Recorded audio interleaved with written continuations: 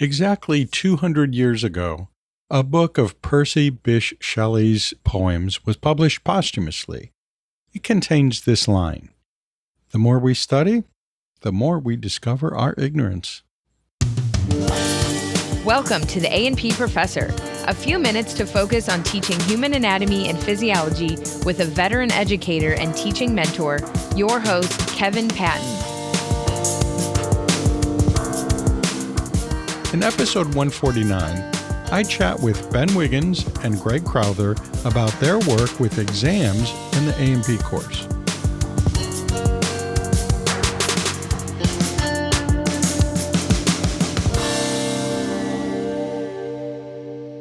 I recently had an interesting and enjoyable conversation with my friends Greg Crowther and Ben Wiggins, and we were talking about the exam in the A&P course.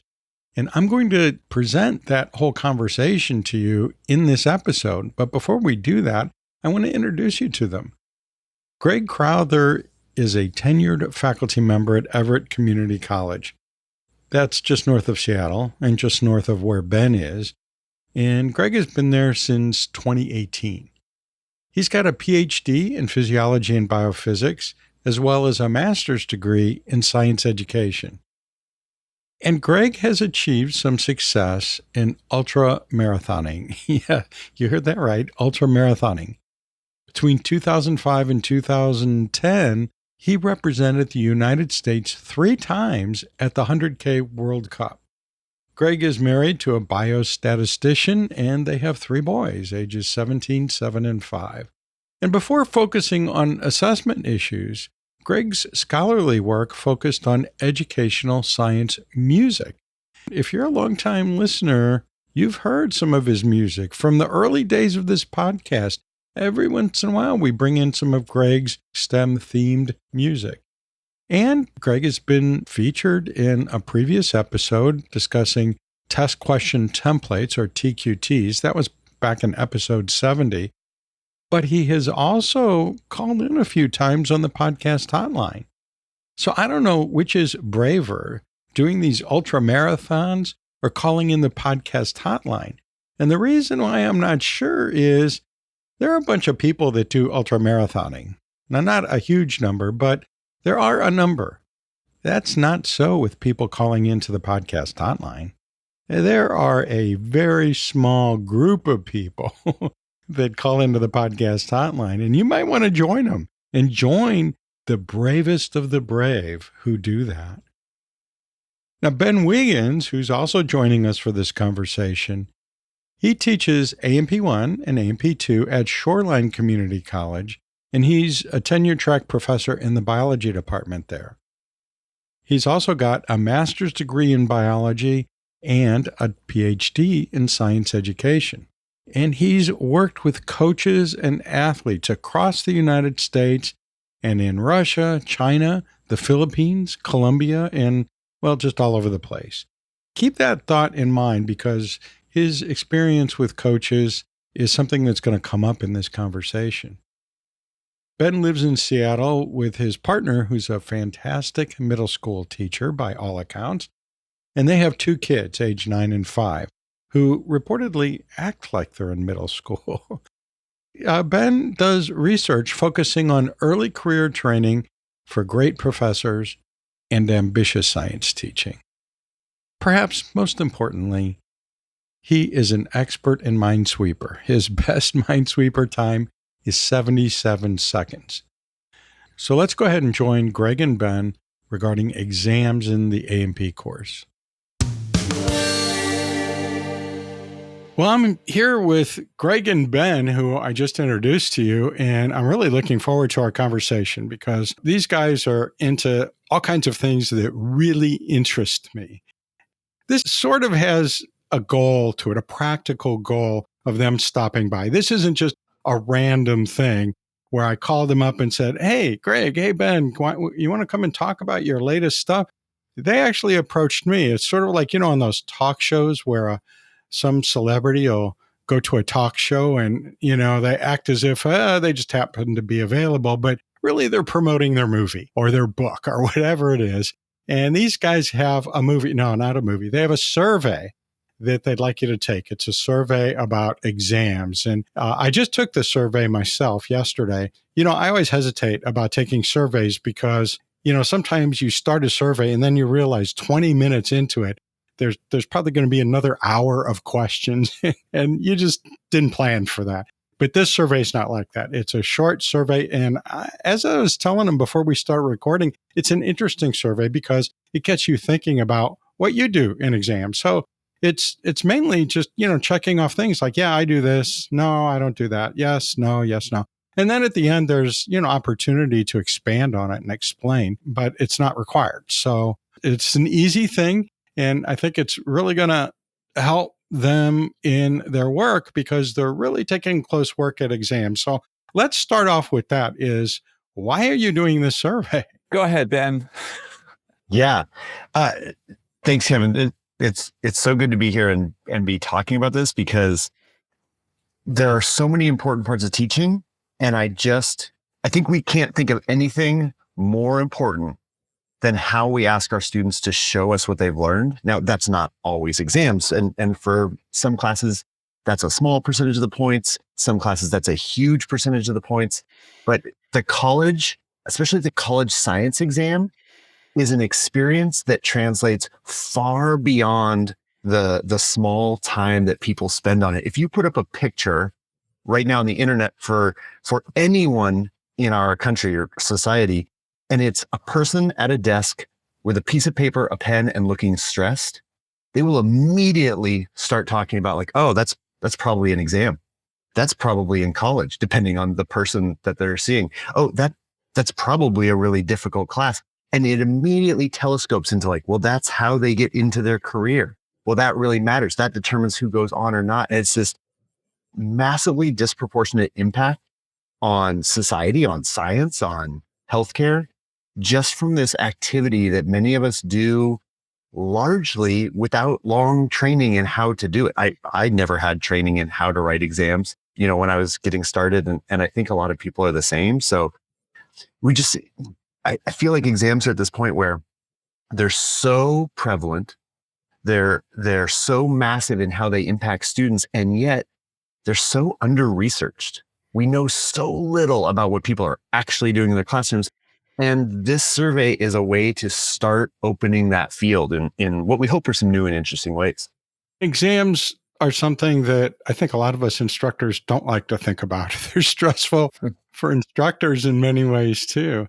I'm curious, I was already familiar with at least some of what both of you have been doing in terms of teaching and things related to pedagogy and so on. Greg, you've been on the podcast before. Actually, I was looking, it was 4 years ago. It seems like yesterday. And you were talking about TQTs, test question templates. So that kind of gets back to exams too. Ben, I've seen some of your like blog articles and things like that. And so I know you guys have been working on, related issues for a long time and in very engaged ways. But it seemed like you guys were like on, I don't want to say two different tracks intellectually or topic wise, but you didn't seem to be collaborating, at least for a while, directly together. So how did that happen? How did you two connect up to kind of join forces and look at some of these issues? Yes, that's my cue. Thank you, Kevin, for that lead in. So Ben and I both were currently professors at community colleges, Ben at Shoreline and me at Everett, but we both used to be affiliated with the University of Washington, specifically the Seattle campus, the main campus. And so I would say Ben and I were casual colleagues for a few years, knew of each other. Ben helped introduce me to the jigsaw technique, but we weren't close collaborators until 2019, when somehow I stumbled upon this blog post that Ben had written about his public exam system, which I knew nothing about until I read this blog post. And it was super long. It was like more of an article than a post. To my great surprise and interest, Ben had been struggling mightily with all of the problems that we face in writing and grading exams for years. And in this post, he laid out 5 distinct problems he had language difficulties, lower level thinking, unproductive stress, having students feeling disenfranchised by their test scores, and real world constraints on exam development. And he said, after a lot of work, I've figured out how to solve all 5 of these problems through reading other people's insights and my own, approaches. And so I thought it was absolutely fantastic how he put it together. And as I tell this story, it's only a slight embellishment to say that I raced down to his office. I was like, Ben, this is brilliant. I want to talk about this more with you and figure out how I can do some version of this in my classroom. I think Ben was flattered by the attention. I certainly hope he was. Yet I didn't want to do his exact thing. So I had some of my own ideas brewing. And so I enlisted him to help me develop my own version of this, which would ultimately become test question templates or TQTs. But it really all started with Ben writing this very, very thoughtful, very careful analysis of, here are all the things I hate about tests, and here's how I am finally making those better.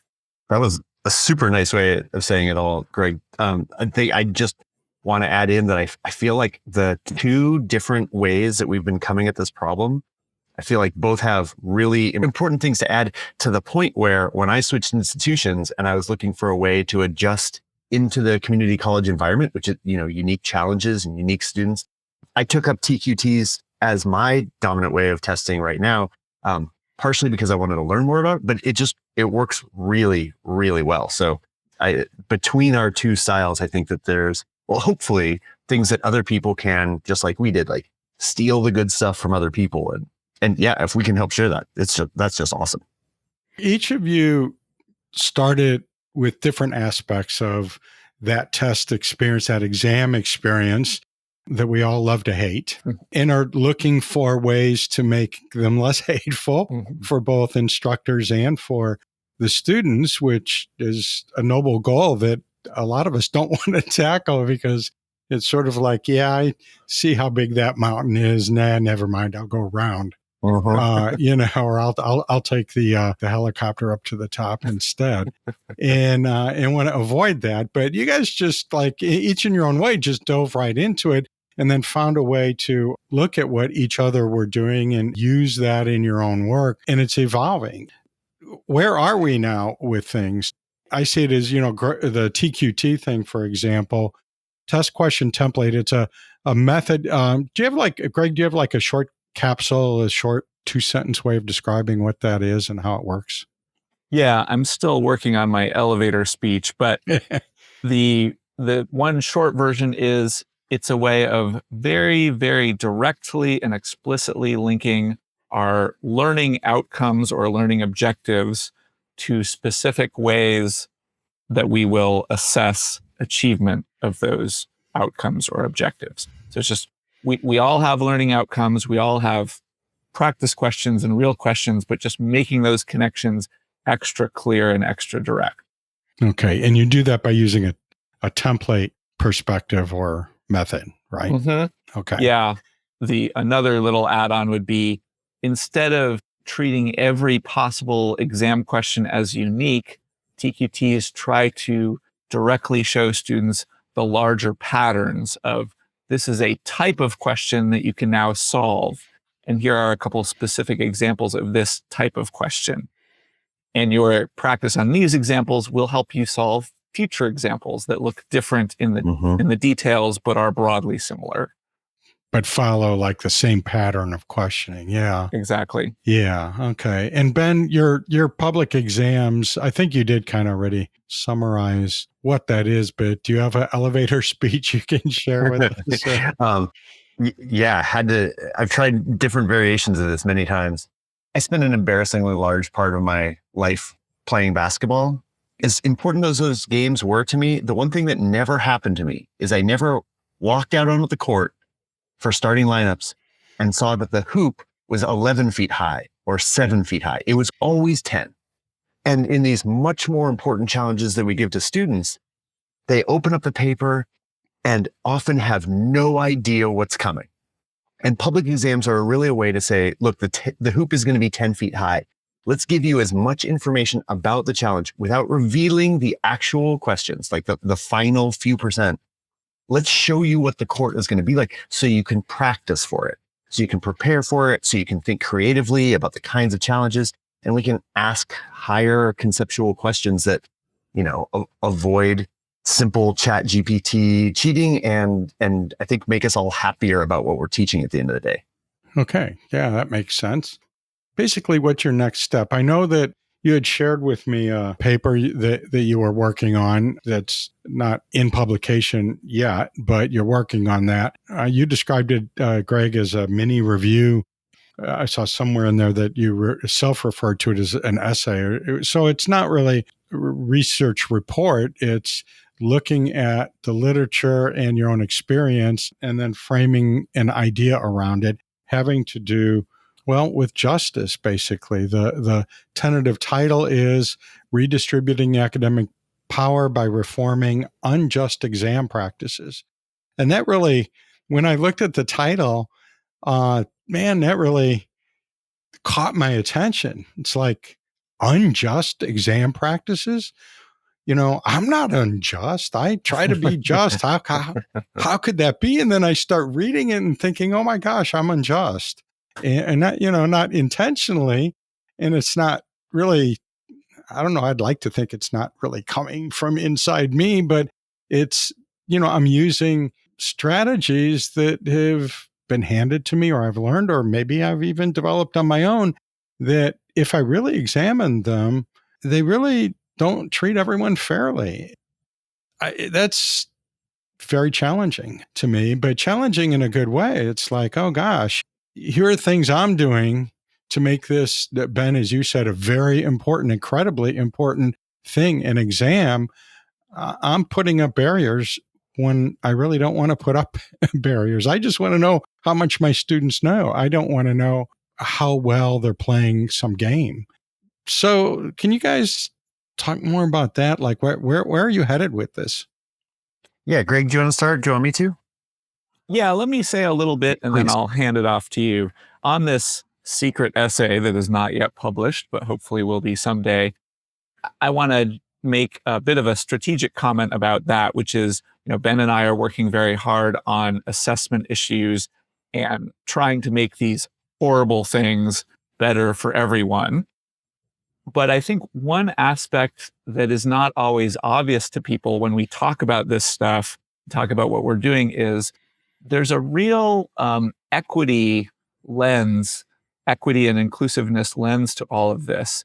So there's, a lot of really great, important work, DEI work going on right now concerning things like sexism and racism and ageism and so forth. And this is not, this is what we see as another component of that, which is exams which are intended to be fair and objective, often assume certain implicit knowledge that students have of the system. And so we're trying to break down some of those barriers and make our exams more equitable for the benefit of everybody, but especially for those students who might historically have been marginalized due to income, race, sex, gender, et cetera, et cetera. Ben, please take the pass and put it through the hoop from here. It's funny, we're on a basketball analogy at the moment because Ben's primary sport actually in recent decades has been ultimate frisbee. And I think a lot of his teaching is informed by his experiences as an ultimate frisbee coach, which to me is very powerful because as a coach, you're constantly giving feedback that's like, that wasn't quite right, but you did this okay. And now try this. So, which is, I think a lot of what we want to do with our students is identify their limitations and then coach them on how to do it better and give them more opportunities. So ideally, our exams will be like that. Yeah, you kind of screwed this up, but there are more chances to come for the next time. Think about this, practice more on this. And so I think that coaching lens is really, really helpful. Yeah, I think that's well said. I mean, I don't do anything in my classes that I didn't steal from better teachers and professors before me. And I think that if you have classes where students are getting motivated and you have classes where students are going into careers that they're looking for, if you have classes where students are excited about talking about the material, you must be doing something right with your teaching, which means because exams are such a big part of teaching, if you use exams, then you must be doing something right on your exams. And so we're hoping in this essay paper, mind dump to get people to put exams up on stage as this is a real part of teaching. It's not something we do after our teaching is done. It's not this separate extractive process that we all have to do in the same way that we learned it. It's the way that you assess your students is part and parcel with the other things that you have already done for teaching justice. So some people have taken up active learning in the last decade and a half as a hey, we are going to do what second grade teachers all did 50 years ago, and we are going to make our classes more just. And that's an incredible step for the people for whom that is appropriate. And exams assessment exams are kind of lagging behind that, where first we hit some aspects of teaching. We've started to address some of the disproportionately inequitable ways that we admit students to college or allow them to go into careers. We're working on those things. And Greg and I really want to put this on the table of hey, assessments have to be there too. If we're going to rebuild education in the way that not just it's been done, but the way that we want to see it, that aspirational view in the future includes probably doing everything a little bit differently, right? Handing this off to the next generation better than we got it. And if that doesn't include exams, then we're missing a big piece. So I hope that when people read this and hopefully when they read the research work we've put into it already, that they're saying, oh, okay, I see how, if not this style would work for my class, I see how I could steal this piece or this piece to make it my own and to come up with something that treats students, treats all the students in my class 2% better, or reaches a 2% of my class that maybe I didn't reach as well. And so we think that we hope that what's coming through is a lot of aspirational, there's more room to grow. There's more places that we can take this ambitious kind of science and health teaching so that the future is even better. We'll be right back with more. This spring at the annual conference of the Human Anatomy and Physiology Society, HAPS, my longtime friend Murray Jensen was presented with the highest honor bestowed on faculty teaching human anatomy and physiology, the HAPS President's Medal. It's kind of like knighthood, meaning that it's a big deal. Murray has been mentoring and otherwise helping A&P faculty in his home state of Minnesota, as well as across North America and really around the world for decades. Besides all his good work, Murray is a genuinely good person and always brings a bit of warmth and cheer wherever he pops up, which seems like everywhere, all the time. Every time I turn around, there's Murray. He's involved in this and he's involved in that, and he's just hanging around, chatting it up with everyone. Well, cheers and best wishes to Murray Jensen, this year's HAPS President's Medalist. We're back with Ben Wiggins and Greg Crowther. In the last segment, Ben was talking about being a coach. You bring up this idea. I love the coaching analogy. I often use that with my own students in my own class as well when I'm trying to be transparent. And transparency is one of the things that you bring up in your essay. I don't want to spill the beans or anything, but we hear about transparency in other contexts as well. But you're applying it to exams.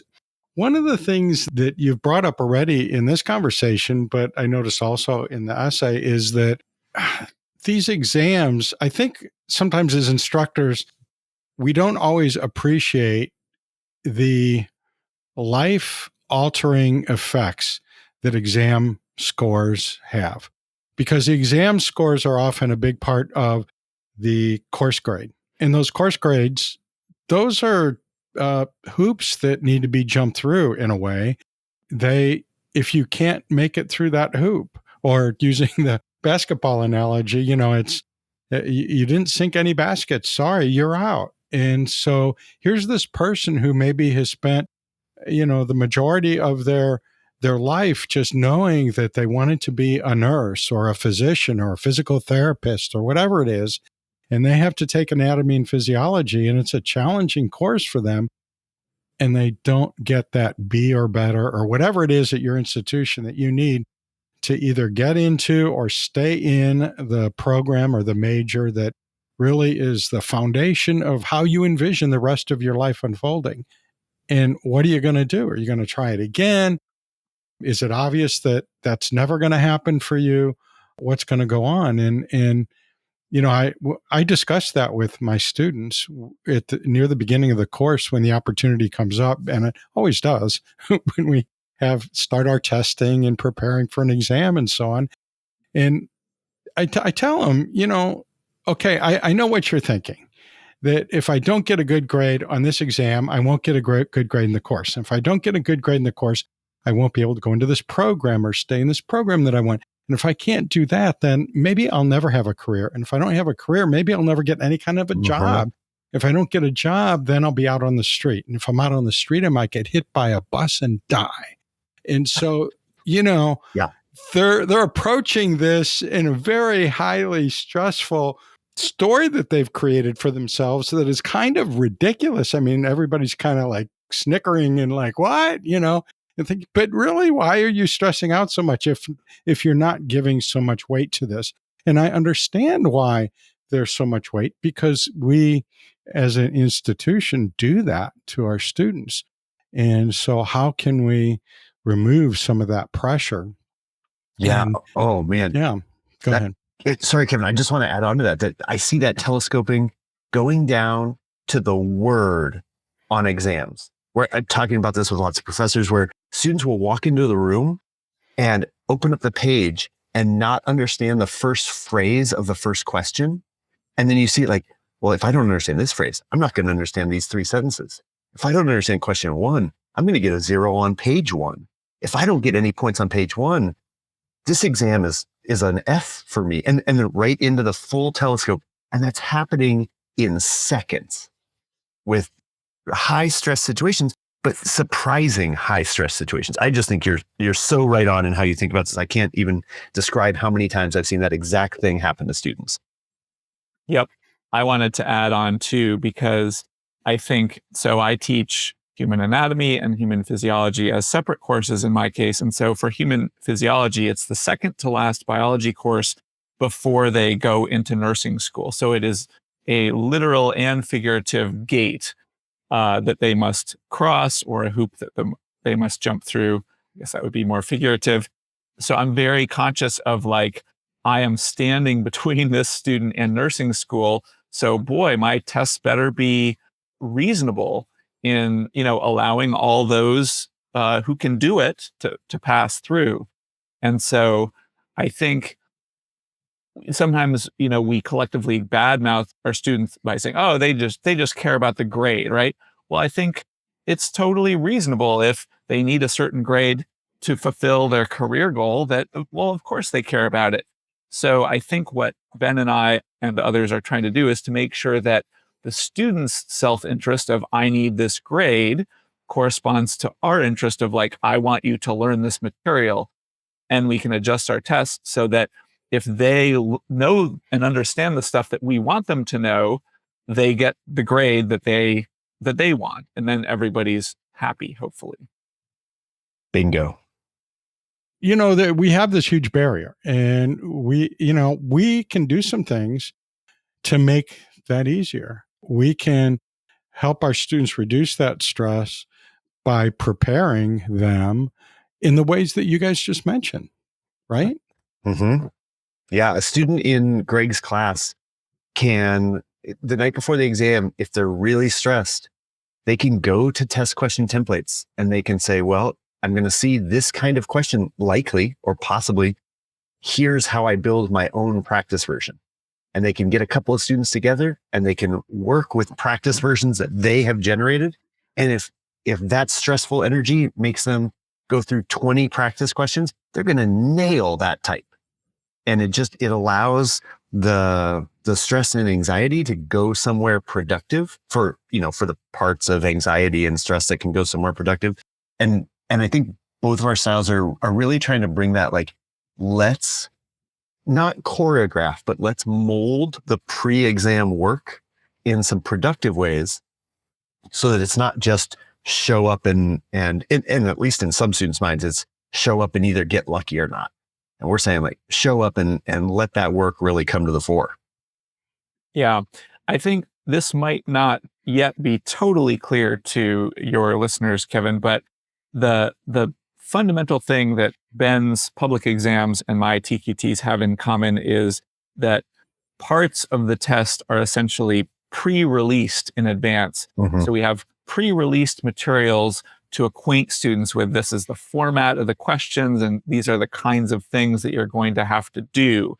And both of them keep some stuff hidden, but a lot of the test is revealed in advance, so the students kind of know what to study and how to prepare, and they can essentially start taking the test in a way. So we feel like that's useful on the stress front. They have a better sense of what the test is going to look like, so they're less freaked out by it. But also, it means we can ask them more interesting questions because we're giving them this substrate to start working on in advance. So we can be very rigorous in our expectations, but also be fair because we're giving them lots of time to prepare and start in on these complicated, interesting questions. Totally. I see exactly where you're coming from, and I really agree with that approach. And I've, in my own courses, I've done what I can over the years, tried different ways of getting that to happen. But one thing that keeps popping into my head, because I've done all my learning in a particular background and style of teaching and learning, and I've taken courses in pedagogy and educational psychology and things like that in the way olden days when those were first invented. But, I learned a lot about these things. And so they're rolling around in my head, and they pop out at times like this when I'm thinking about, well, how can I prepare my students better for an exam? And so I think about, well, maybe I can give them practice questions. Maybe I can, do various things like that. But what keeps coming up and trying to stop me, I guess, or challenge me at least, is, but that's not fair. That's cheating. When you give students sample questions ahead of time, when you let them look at old tests or old exams, when you give them questions like the ones that'll be on the exam so that they really have a great idea of what to expect, in general, then isn't that cheating? Isn't that giving them a leg up that they shouldn't have? So how do you guys react to that? I mean, because I hear it from other people too. It's not just me, but even when I say, well, I let them see, questions like will be on the exam, or I put my old exams out there for them, or I even at one university, somebody from, I can't remember which department it was, but they contacted me very worried because they said, I guess you don't know this, but all of your students have all of your old exams. And I'm like, yeah, I gave them to them. They can hear you want the link. You can go to it and get them. And they're like, what? We don't do that. I'm like, well, I do. And, so you get some pushback on that because of that mindset. So, I mean, how would you respond to that kind of a mindset? Yeah. I apologize if this is heavy-handed, but is it okay if I do a quick example here? Sure. Let's say you wanted to give somebody a test about this podcast, and you say, okay, I want them to know about the topics we've talked about. I want them to know some of the major concepts. Okay, so here's a question we're going to give. On the exam, I'm going to write, what was the topic of podcast number 112? Well, that's a question. That's legitimate. That's actual information. And you could give that to them as a surprise. And some students will know it and some students won't. And we worry that who does or does not will be really filled in by some parts of disequity.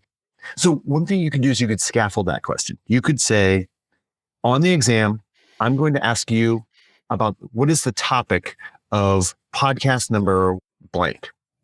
And then what your students will do invariably is they will go memorize the topics of every one of your podcasts because they know they'll get points for it. Yeah. And you and I probably both feel a little like, it feels like I just gave it away. They had to put in some effort, but how much are they really taking forward? And I agree on low level questions like that. It's not fulfilling.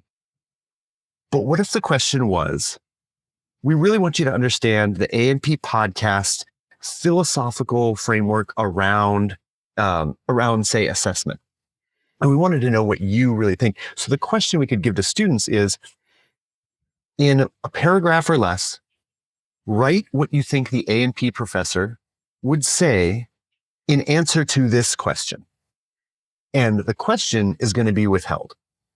So we could tell students it's going to be some question about a major repeated topic that's come up in many episodes of this podcast. Well, that gives students a ton of meta information. They know how many points it's worth. They know what they're going to do. They know that they can practice their writing. They know how to generate examples and then try those out. And sometimes they're going to show up to your office hour saying, hey, I tried this version of your question and I came up with this answer. How would I do? They can go to tutors and ask that. They can really work deeply into a question that's meaningful. And because it's not hitting them in some surprise mode, like they can go right into writing this thing. And then you can see them trying, as students trying out your voice on this important, deep, complex conceptual question.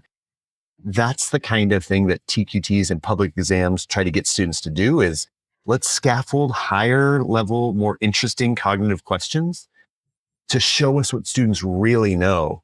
And we're trying to remove the logistical barriers of how much can you actually show up and be able to read cogently in a timed exam. Like it would be a very, very complex question if you couldn't ask questions about the question beforehand. But in this pre-release style, students get it. They say, oh, okay, I'm going to be writing like this person. I need to pay attention. I need to take notes. I need to learn more about this podcast. And then I can give you my impression of what this podcaster would think. I know that's kind of just an off the cuff example, but I think that helps. Hopefully it helps explain a little bit of why we're not worried so much about the memorization of the lower level terms and why you can still assess people on what they know and what they can do. Yeah, I get that. That's a really good example, I think, because and I'm glad you wove in there both the lower level questions and the more critical thinking style of questioning and really getting to what does the student know and what connections can they make so that they sort of can think about it ahead of time. Because just being faced with that right on exam day, right at that moment when you're under all this stress, you may not be able to think very clearly. But if you've thought about it before, then you're thinking, okay, I've thought about this kind of thing before. So how would I apply that here in this particular situation? But something else that, I think is really important to remember too, is like in anatomy and physiology, there's a combination of both kinds of knowledge that at least I expect of my students. So for example, I give them a list of bones and bone markings that they need to be able to identify on their practical. Same. So a lot of that is just, memorizing where it is, going and looking for it. I think it's a little bit beyond simple rote memorization, but not much beyond that. But, knowing that ahead of time, okay, here's a list of questions, where is the, I don't know, the manubrium? Where is the, the femur? Where's the head of the femur? Where's the, and so you can have all the questions. Because I basically give that to them ahead of time anyway. Here's your list of things you need to be able to identify. So we're already doing that. And that's kind of a standard practice. That's not anything newfangled at all.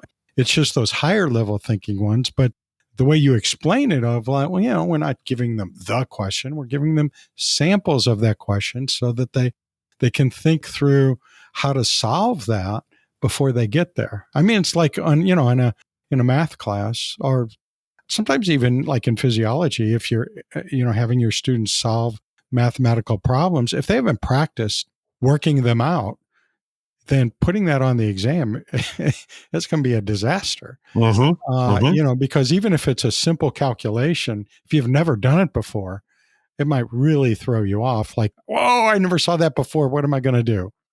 If I could reach for a possibly useful analogy, one of the things I've heard from other people is that the ideal professor or the ideal instructor is a quote unquote warm demander. In other words, they are very demanding, that they have very high expectations for their students, but they're also very warm in supporting the student and being there as a resource for the student and helping the student. So I think that's what we're aiming for, is to make those standards appropriately high so that straight memorization is not all the students have to do, but with these practice examples and templates to give the students the support they need to meet those high standards. And warm demander, in turn, reminds me of the coaching idea. So I think these are all related concepts in my mind, at least. Yeah. Well said. Oh, go ahead. Sorry, Ben. No, well said. That's brilliant. Yeah, I love that too. Hey, we'll be back in a jiffy. A few years ago, I asked a couple of podcasting experts to take a listen to an episode of the A&P Professor podcast and pick it apart. They did a good job of it and gave me some actionable advice that I think really did improve your listening experience. One of the things that they particularly liked about this podcast is that it reminded them of one of those bars or taverns or pubs where nearly everybody from, the firehouse or the courthouse or the newspaper across the street comes after work to talk shop over a mug of root beer or a tankard of ginger ale. That is, it seemed to them that this would be a great place for A&P professors to hang out at the end of the day and listen to what's going on with their friends, to meet new friends, and to have a chance to ask questions or to blow off steam. Why not share that experience with a friend? Bring them along to the A&P Professor by simply telling them what you like and asking them to search for the A&P Professor in their device's app store or wherever they listen to audio. It's that easy. We've been chatting with Greg Crowther and Ben Wiggins about A&P exams.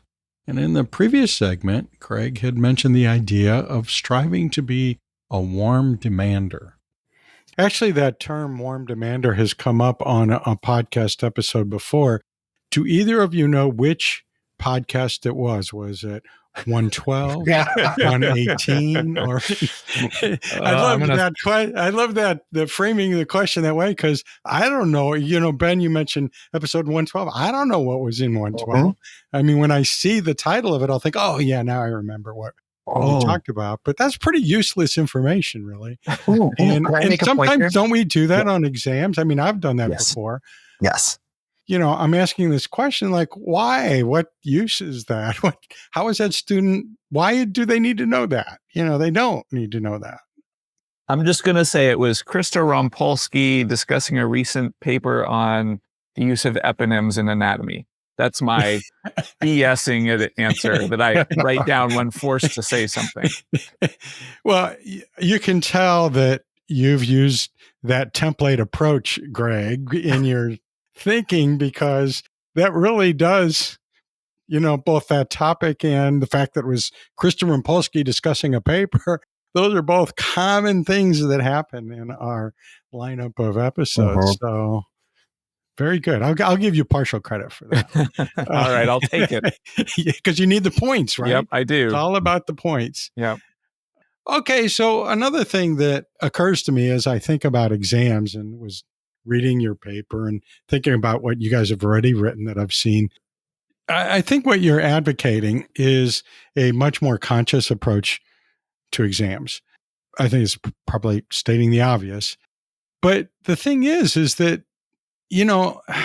so many people, including myself at times, we do exams as kind of an afterthought. Here, they're incredibly important for the student. They're incredibly important to give us some feedback on how we're doing in terms of how we've designed the course and how well we've helped our students learn things. And then, we see the results of the exam, and how many of us don't feel horrible when everybody does badly on the exam, like I failed them, but of course they feel like failures as well. And yet I look back and think, well, you know what? I should have put more effort into making these questions more meaningful or more tied into what I wanted them to know, what the learning outcomes that I had established for them. But so many of us, even if we've learned otherwise, even if we've learned that it all has to be well designed and connected to our learning outcomes and our overall objectives for the course, in real life, we often don't do that. We spend so much of our time preparing our lessons, whether that be a lecture or a demonstration or an active learning activity, or probably a combination of all of those things. We spend all of our time on that. We spend a lot of time, executing that, implementing those lessons. We spend a lot of time helping our students understand those lessons when they ask us for help. And yet, when it comes to the exam, we're just like, let's get this done. Let's get this ready. I got to have, my exams ready. Are there any tricks or mindsets or mantras that you guys have for making sure we don't do that? Or is it just like, let's just tape it on our mirror, so every morning when we get up and brush our teeth, we see the little thing like, think about the exam, or work on the exam. Yeah, I mean, it's such a good question. Sorry, Greg, I hope it's okay if I jump in here. It would be great to just quote backward design and have it just work, but it doesn't just work like that for real people in real jobs. Professors are busy, and every like, I'm busy, it doesn't mean like I'm busy because I filled out some paperwork. It's like I'm busy because I had time to give to a student. Like, we are crucially busy. And so the tricks and techniques and tools to make exams better and fit within a real life, that's what we need. We do not need, in my humble opinion, more theorizing about what somebody with unlimited time and unlimited help and effort would do. It's just, it shouldn't even be part of the conversation because it's just a distraction. I really do think that the next great step in what exams should be, the next big leap, is probably a method that someone out in the community is using right now, and the rest of us just don't know it. And that's a big part of why we want to get out there and start figuring out, what do people actually do in exams? Not just anecdotally, but like getting our survey out there, trying to find what people's real work lives are like. Like, how do you do these logistical steps? How do you connect with students on a day-to-day basis, so that we can take the best stuff and distill it out and make that more available for everyone else? Like, there's just so many people doing exams in so many different ways. And we have both been in weird enough positions to see many of them, but still, a tiny minority of what's out there, that we really want to get out there and see what people are doing, so we can find those techniques, figure out what about them works the best, and get those out into more classrooms and make life easier for more hardworking professors that are trying to do these things and just might not have the step C to D little piece that they need to make that happen. I was going to try and add on something, which I don't know if this qualifies as probably not a mantra, but too many words. But I think if we accept the idea that we want the exams to be more connected to what the students are doing in class day to day, I think you can make a bit of a game out of it in a way that's fun for you and fun for the students, where you first, as the instructor, envision, okay, what do I want the exam to look like? And then thinking about your daily lessons and interactions with the students, just start thinking about, like, what can I foreshadow about these exam questions? and let me have some fun revealing that to the students and talk about how could I ask this on the exam? What are the other variations of this kind of question?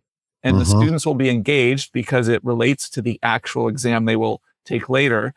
And you feel better because you're being transparent and you're not doing this weird hide away what the real exam is going to be about.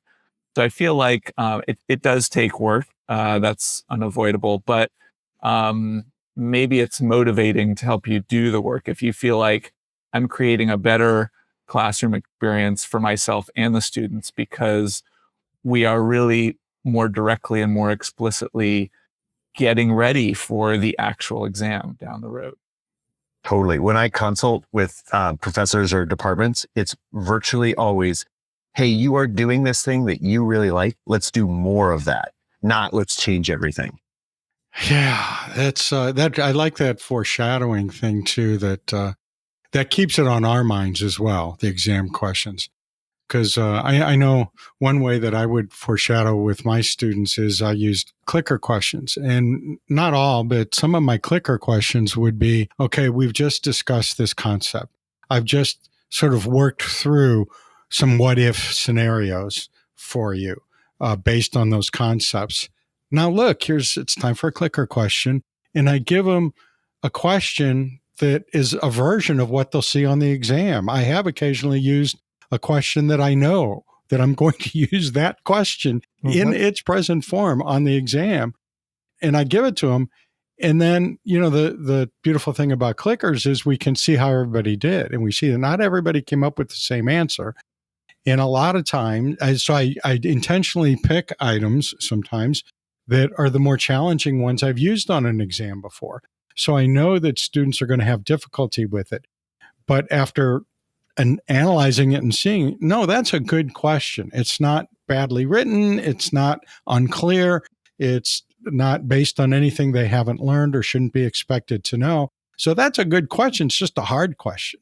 So I put it up there, and then almost everybody gets it wrong, and you can see the graph. And I'll say, well, somebody who answered this wrong answer over here, why did you, I don't say the wrong answer, but this answer here, why do you think you got it that way? And then somebody else will pipe up. I'm like, no, that can't be right. It's got to be this. And no, and I mean, in an ideal situation, they'll all start yelling at each other, which that's great when that happens. Doesn't always happen, but, and so we finally, I always leave the polling open when that happens. So you can see people start to change their answer to the right one as we work through it. And then pretty soon everybody's on the right answer. And they know that I do that because I tell them ahead of time, some of these questions, you're going to get something just like it on the test. So, these aren't just to waste time here or to take attendance or whatever. They're the kinds of things that you'll be challenged with later on, so that there are many ways to foreshadow. And circling back to what you were just saying, Ben, about the reasons why you're doing this survey. First of all, I see what you did there.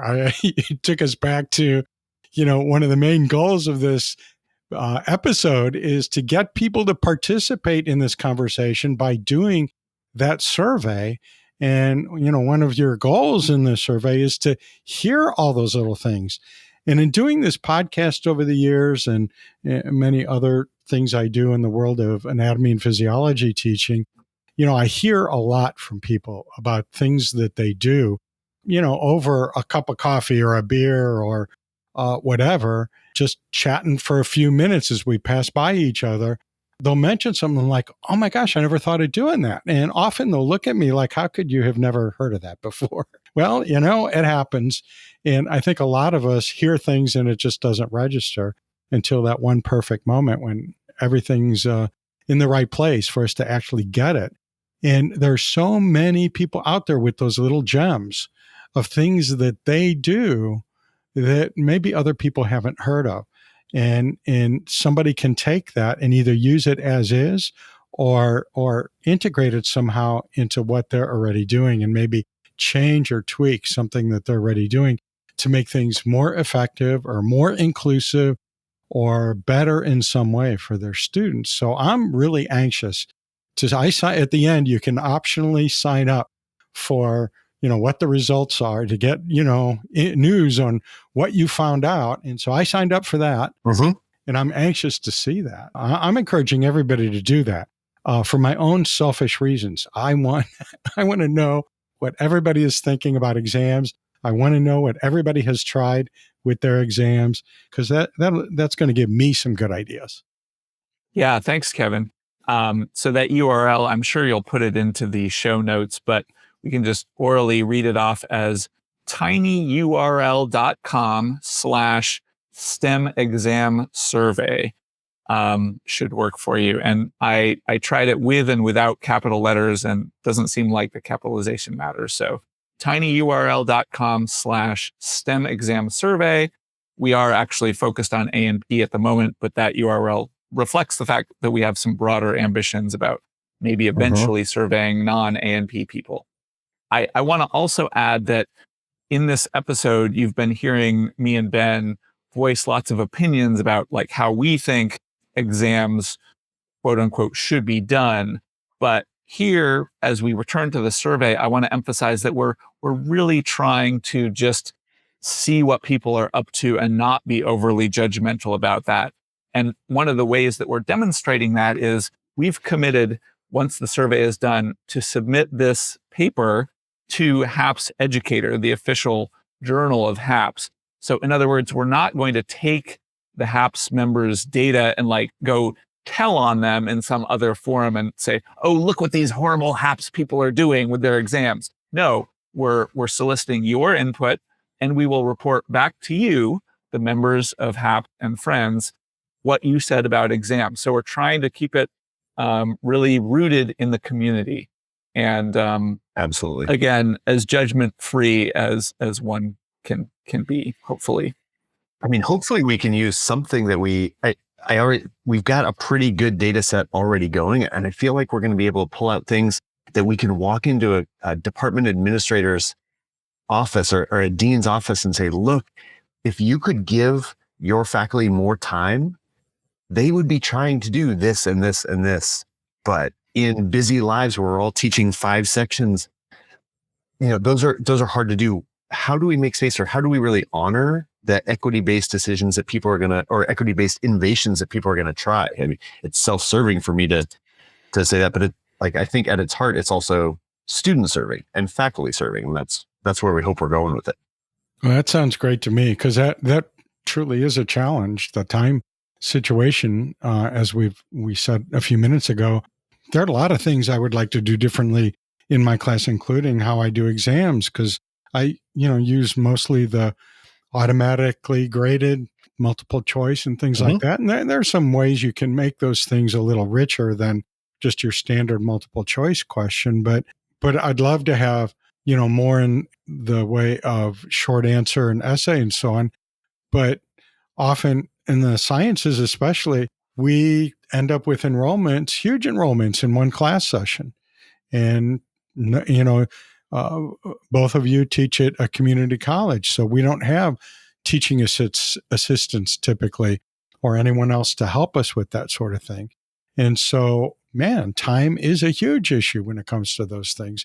So if we can have some data that we can show to our administrators and say, look, here are some things that other people are doing. Here are some things that seem to be working very well, and I'd like to try it, but I can't under these circumstances. How can we sit down and together find a resolution? And maybe there are other resolutions than low class size. I don't know. But so if anybody knows a good solution to that, put that in one of those last questions in the survey, and then we'll all know. And, there's so many people that have these nifty things and think it's not so nifty. Put it down there, and it might be the next big thing that's going to help a lot of us. So, yes, Greg, you're right. I'm going to have that URL that you just gave in the show notes in the episode, at the episode page. And thank you for giving it verbally as well, because not everybody can check the show notes. And I really encourage you to, right now, while you're thinking about it, or today, go ahead and take that survey. And like I said, it's a very brief survey, and it does give you the opportunity to spill your guts about exams too.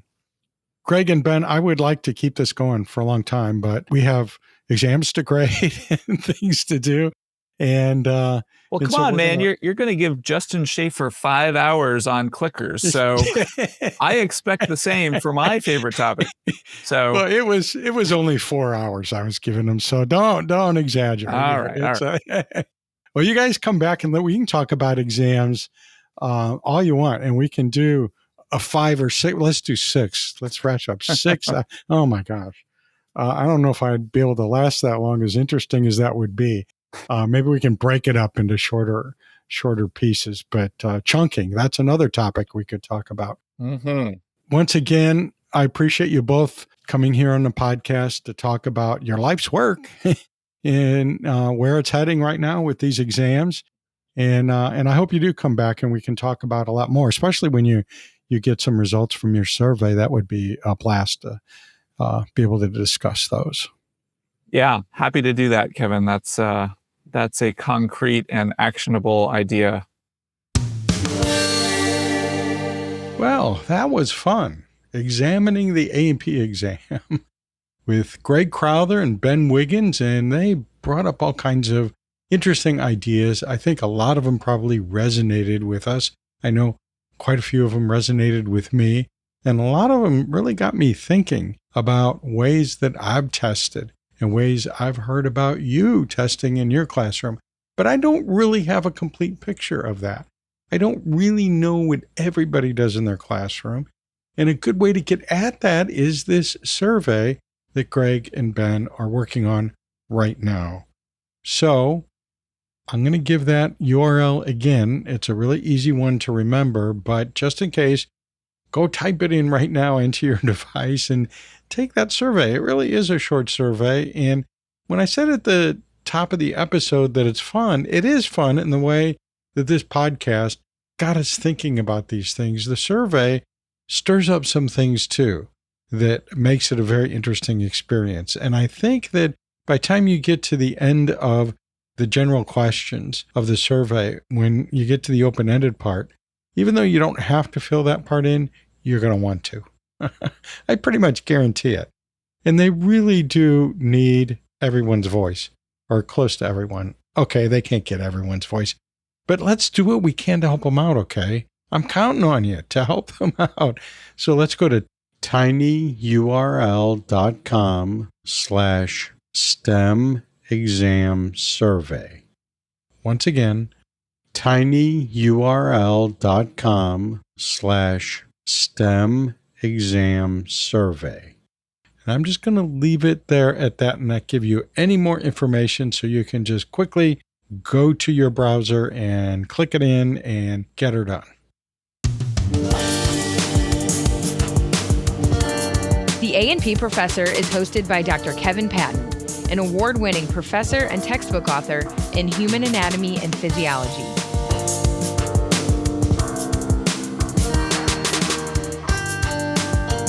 There may be additional side effects not mentioned in this episode.